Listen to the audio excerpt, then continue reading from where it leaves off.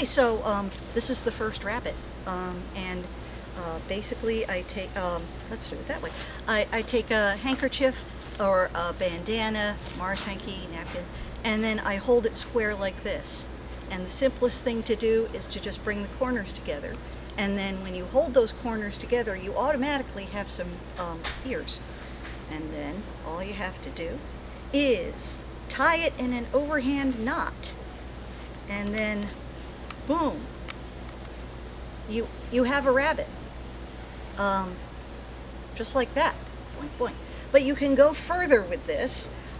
You can somehow put your finger into the knot itself, and then, I didn't do this very well,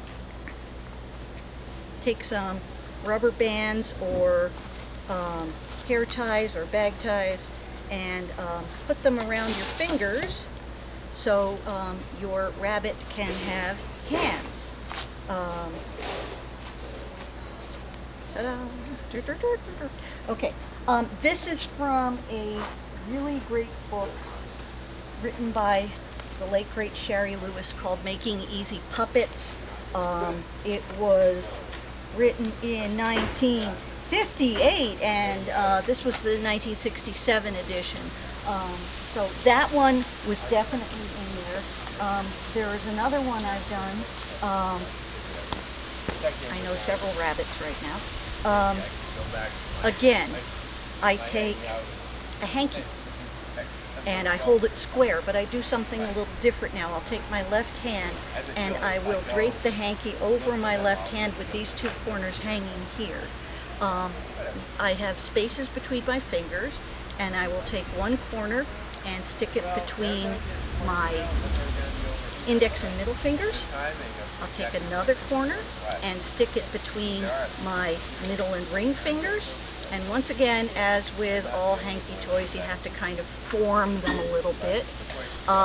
You have the ears, and the way you make the face is you scrunch the, again, much formation, scrunch the fingers together, and then you have a little bunny with a wiggly nose, okay? And the other thing I did was I kind of wrapped that around there to kind of accentuate the whole idea of the head and the face. But I like the nose. I like the nose. That's why I like doing that. The third one, I was trying to remember how to do it. Okay. Take a hanky, but this time we're going to hold it in a diamond fashion. And we're going to fold it diagonally, like that. I am going to roll it up. I didn't have a chair at the gathering, so this part was harder for me. Oops. Let's do this a little better.